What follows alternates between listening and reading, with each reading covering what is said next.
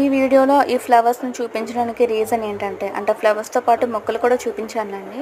అందంగా ఉన్నవి క్యాప్చర్ చేసి వీడియోలో చాలామంది పెడతారు. నేను కూడా పెట్టడానికి ఇష్టపడతాను. పోతే ఇది మా ఇంటికి సంబంధించింది కదా! ఇలా పెట్టడానికి కొంచెం దిష్టి తగులుద్దేమో అని ఆలోచిస్తాను అంతే.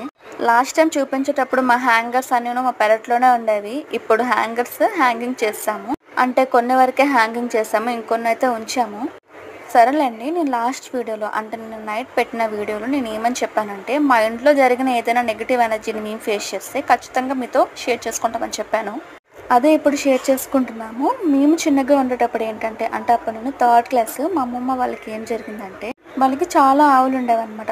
ఒక 15 వరకు ఉండేవి. కొన్ని ఆవుల్ని వాళ్ళ పెరట, ఇంకొన్నిని వాళ్ళ సాల్లో కట్టేవాళ్ళు. అది ఎలా ఉండదంటే వాళ్ళ ఇంటికి ఆపోజిట్లో ఉండదు. ఆ సాలకి బ్యాక్ సైడ్ చింత చెట్టు అంటారు కదా, అది ఉండదన్నమాట.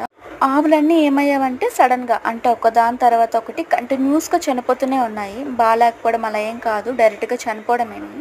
ఎవరికైనా అలా జరిగితే కొంచెం డౌట్ వస్తుంది కదా. మా తాతయ్యకి కూడా డౌట్ వచ్చి ఆ ఆవుల దగ్గర కూర్చున్నారనమాట.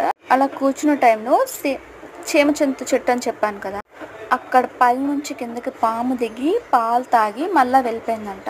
అలాగే కానీ జరిగితే దానివల్ల ఆవులు ఎఫెక్ట్ అయితే ఫస్ట్ ఎఫెక్ట్ అయ్యేవి దూడలు కదా. పెద్ద పెద్ద ఆవులు ఎలా చెప్పండి ఎఫెక్ట్ అవుతాయి. సో రీజన్ అయితే అది కాదు అని చెప్పి మా తాతయ్య ఆంజనేయ స్వామికి కొంచెం ఎక్కువ పూజ చేస్తారు. దండకాలు ఇలా చదువుతారు. ఆ సార్లో చదివేటప్పుడు ఏమైందంటే ఒక శక్తి అనమాట, అది కనిపించింది. దానికి ఏంటంటే దానికి పూజ చేసే వాళ్ళు విడిచిపెట్టేశారు నుంచి. అది అలా ఊరిన పడుతూ ఇలా పశువుల్ని తింటూ ఉండదు. అది ఉన్నది కొన్ని రోజులైనా సరే చాలా బాధపట్టింది అనమాట. వేరే విధంగా బాధపెట్టడం వేరు, అలా ఆవుల్ని ఒక్కదాని తర్వాత ఇంకో దాన్ని చంపి తినడం అయితే